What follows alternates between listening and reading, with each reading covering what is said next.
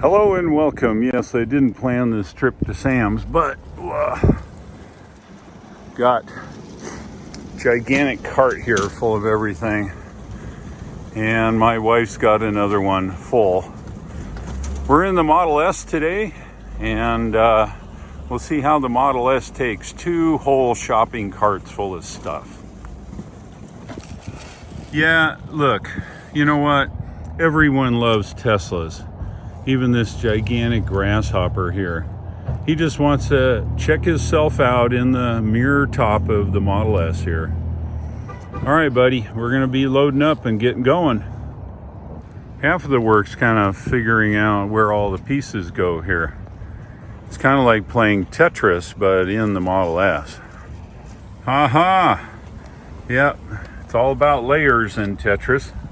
Gotta lay down the big stuff. Here you are. We are loaded. All layered here in the back. All the heavy stuff behind the seats. And then, of course, more stuff up here. There you go. The Model S can do it.